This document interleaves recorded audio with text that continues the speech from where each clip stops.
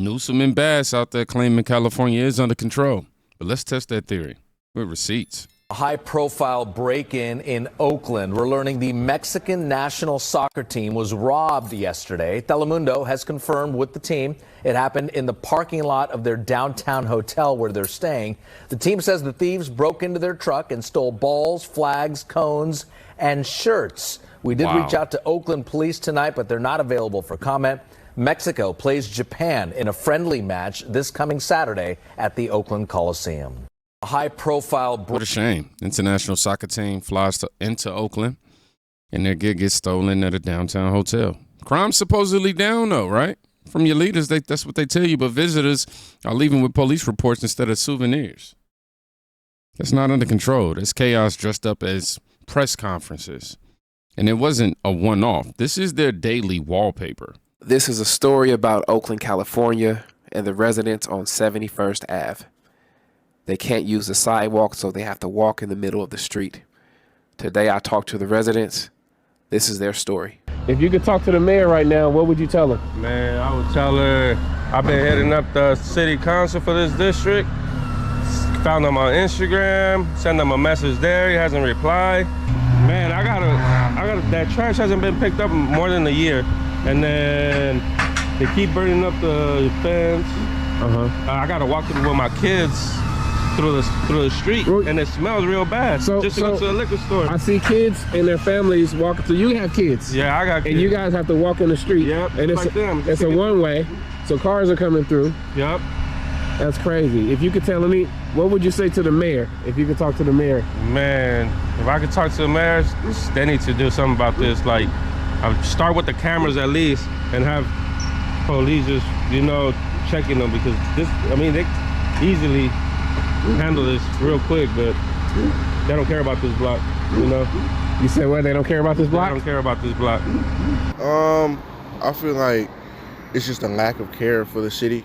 You know what I mean? Like, they direct their attention to a multitude of other things in like higher income communities when you get to like towards San Leandro or the north, you know what I'm saying, that they don't direct to East Oakland and West Oakland, where you got a lot of the low income communities. And so it just gets dirtier and dirtier, and they just kind of just sit back and do nothing about it and raise the prices, even though they're not helping the community. Man, raise the prices, right? They sound on par with Newsom. But a city that looks like this, piles of trash, burned out encampments, graffiti everywhere, billions in taxes, and neighborhoods abandoned. Democrats' compassion didn't fix this. It turned sidewalks into landfills and families into collateral damage. And if that wasn't bad enough, California's climate policy, they have receipts too.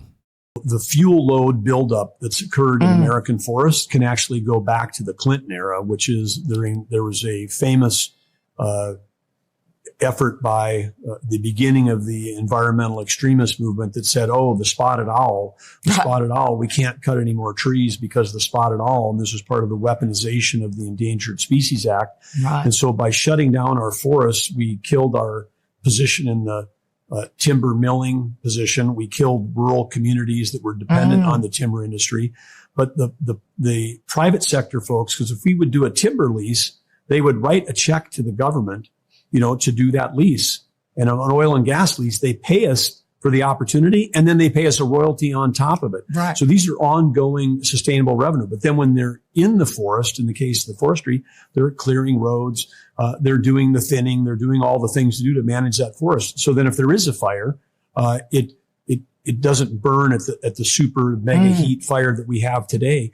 And so destroy all the forest and all the critters that live in it. Yeah, exactly. So it's not environmental. A forest that's clean can survive a fire. Yeah. Because the healthy trees survive, and it can be positive. Controlled burns have a positive role, but these out of control mega fires, super hot fires, they do kill the forest. And now we are again we're burning more timber every year in America than we harvest. And we're importing accidentally. Right. I mean, so uncontrolled fires consume more of our asset base. Right. So then we spend money to try to control or stop those fires as opposed to get paid money from the private sector, we being the citizens, the public owner. We should be receiving revenue as opposed to expending expenses, fighting the fires. The amount of timber that we've stopped harvesting equals about the amount that we now import. So then we're also paying for imported timber. And if people do, it's completely crazy. And if we do care about CO2 releases, when it burns, these are massive CO2 releases. That's how you release the CO2 from a tree, is you burn it. I mean, when you have a campfire or a fire, you're releasing that carbon. And so the fires in California have released more CO2 than all of their efforts to control CO2. What a joke. Wow. Doug Burgum, I believe that's his name. California's wildfires spew more CO2 than all of Newsom's green bragging combined. If your climate plan ends in mega fires torching the state, you don't have a plan. You've got a bonfire. And when law enforcement actually steps in, I want y'all to see what happens. What the fuck? Hold this. Can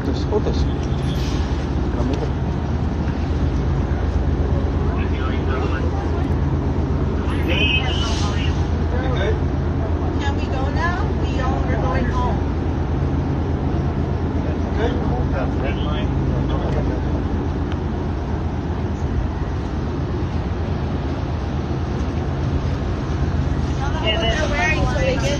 La Migra, Department of Homeland Security.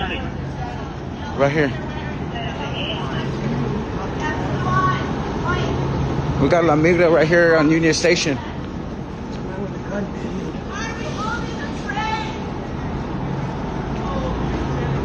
Yeah. Keep on recording them. Shout what they're wearing. No, shout what they look like. Shout their eye color. They have tattoos, those kinds of things. Can we go now? We're trying to go home. Black clothing, gray backpack.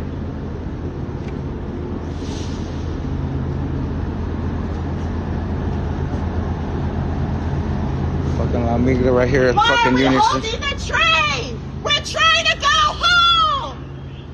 We got fucking La Migra right here at fucking Union Station. Right here on A dock. We're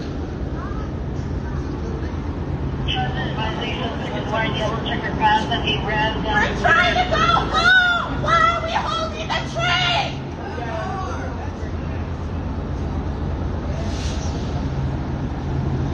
I am. That's why I keep on following them. They're trying to make up a fucking false report. We're trying to go home. We already have enough trains. Keep on fucking recording these fools. Proud Boy, January 6th. Proud Boy, January 6th. Rioter, probably got pardoned. Possibly. They're doing a driver exchange anyways. They're doing a driver exchange, so it's got to be being held. Right now, this is where they switch. The driver exchange doesn't take this long. It takes like 3 minutes. I ride this train every day. It doesn't take this long. Hurry up! You guys are fucking ridiculous. We don't have your time. You guys are fucking ridiculous, man. You guys are fucking ridiculous. You guys are ridiculous. Why? You guys are ridiculous. So you know what's going on? Of course not. Right. They're spreading fear. Right. This driver exchange is taking too Right. long. It doesn't take this long to change a driver. We all know that as passengers. Inside now, we're gonna close the door.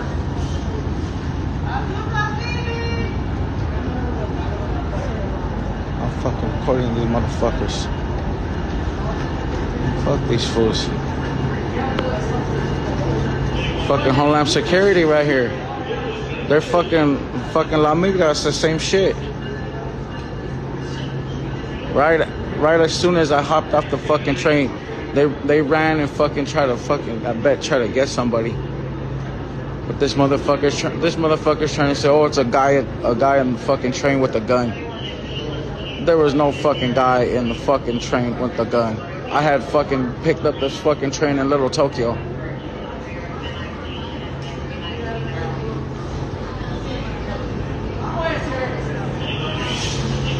Fuck these fools. Fuck these fools.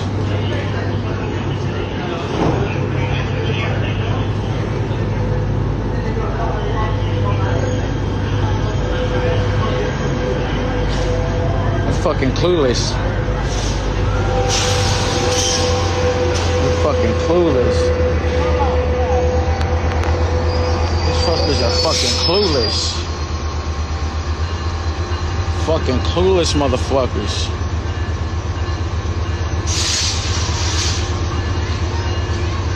They huff and they puff.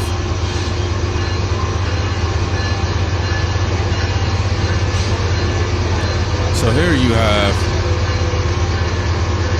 DHS agents investigating a possible threat and get harassed like they're the criminals. Shouting La Migra doesn't make communities safe, man. It makes criminals cheer. Law and order can't survive when mobs call the shots. But here's the funny part of all this, man. Well, something to think about, brother. Was the guard even allowed to step in? The Pentagon's answer is pretty blunt. Well, Brian, that'll be appealed. It already has been appealed in California because it's an incorrect decision. Ultimately, the president had every authority. The National Guard was working completely within those confines, supporting law enforcement, protecting federal buildings and federal agents. That's what we said we were going to do from the beginning, and that's what we did. So everything we did in Los Angeles was lawful. And by the way, effective. Gavin Newsom wasn't willing to do what was needed to prevent a Summer of Love 2.0. And so we got in there, secured the city alongside federal law enforcement. We supported them. That'll be appealed. That'll be overturned. And what you see in Washington is the right kind of collaboration with state, local, city law enforcement. You've seen a city reborn, safe and beautiful. It's a template for what that cooperation could look like. The National Guardsmen, I talked to some of them yesterday at the street. They were a little surprised when I stopped my convoy and the Secretary of Defense got out and these National Guard soldiers from West Virginia were on patrol. But they were proud of what they were doing. They were excited to be in their nation's capital and securing it. We've seen crime rates plummet in the city. So whether it's Chicago or Baltimore or New Orleans, wherever it is, we'll be proud to partner with law enforcement that'll partner with us. But as the president has said, he wants governors to invite us in. And unfortunately, you've got some governors that aren't willing to do that in Illinois and Maryland. So that's the president's call. We'll see what happens next. But we're proud of the missions we've done so far. It's part of protecting American citizens, just like our southwest border. The invasion is over. The lawlessness and the chaos is over. We will work with our federal partners appropriately to help secure the American people. Hey, Ms. So Defense Secretary Pete Hegseth, as you see here, LA's deployment was lawful, effective, and constitutional. Translation: when Newsom won't act, the Constitution has a plan B, and that plan B worked. Meanwhile, Newsom's own policy, pure smoke and mirrors. Well, looky there. California podcaster and sometimes governor Gavin Newsom is doing something on his own to ramp up law enforcement presence throughout the state. And you know what, Gavi? It's a good start. I'm so glad you came up with this all on your own. Oh, wait. The timing of this seems to coincide with President Trump's D.C. crime crackdown and promise to bring law and order nationwide. But you know what? I'm not mad at it. They say if you want to convince a narcissist to do something, you got to make them think it was their idea. And that's precisely what President Trump did to old Governor Hairgel over there. More law enforcement officers flooding the zone is always a good thing. But what remains to be seen is if the arrests they carry out will result in anything. So I guess one of my follow-ups for Gavin, or perhaps the nerds who run his social media, is if you're indeed serious about breaking the California culture of lawlessness, why did you oppose the Prop 36 ballot measure that, despite your opposition, was overwhelmingly passed by California voters and sought to increase penalties, like actually apply some, to drug and theft offenders, as well as allow for judges to mandate treatment for some offenders? And another question for Gavi Poo. As governor, why have you failed to fund this voter-approved and mandated initiative?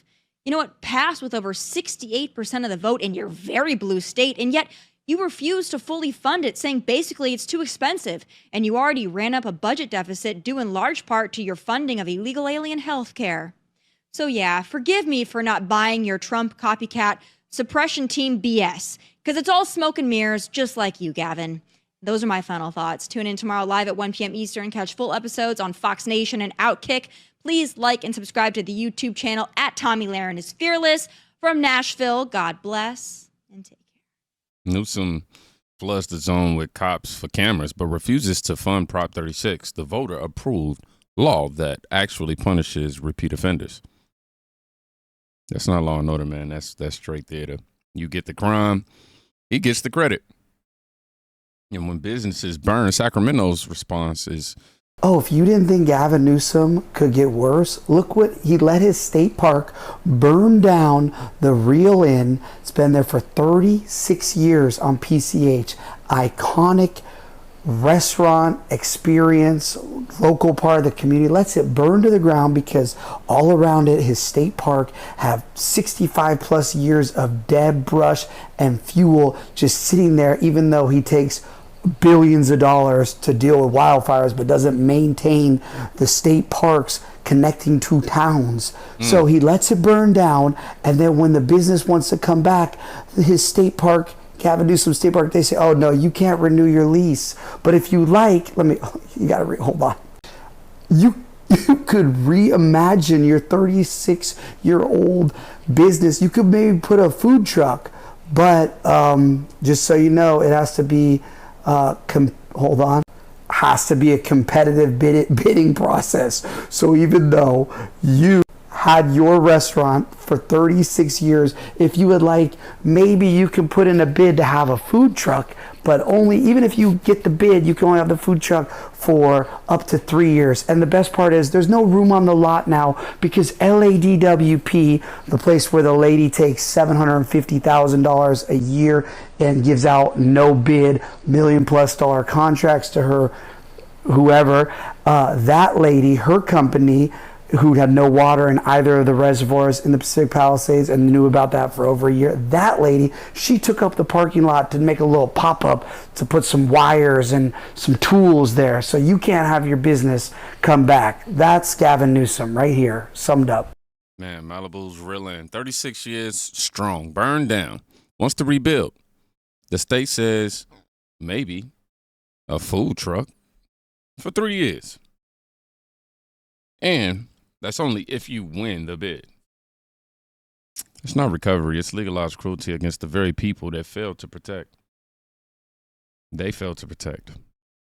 And then comes Newsom's real motive. Down in Hawaii, you had some ideas around some land use concerns he has around speculators coming in, buying up properties, and the like. So we're already working with our legal teams to move those things forward, and we'll be How was that?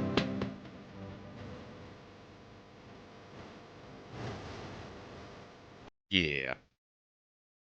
Sacramento drafts bills to scoop up fire-scorched land while victims are still displaced. First, they let it burn. Then they block you from rebuilding. Then they buy your ashes. That's not governance, man. That's a racket. Newsom says it's under controls, but the receipt says robbery in Oakland. What else did we review? Streets turn landfill. Fires belching CO2. DHS getting heckled. The guard deployments. Prop 36 ignored. Small businesses blocked. And fire lot land grabs. That's a lot. Trump's pressure force movement, but Californians deserve more than a photo op and copycats. If you made it to the end of this video, put stop looting victims. Let's put that in the comment section today if you made it to the end. Y'all be safe. Please go check on a friend. You could be saving their life. Peace.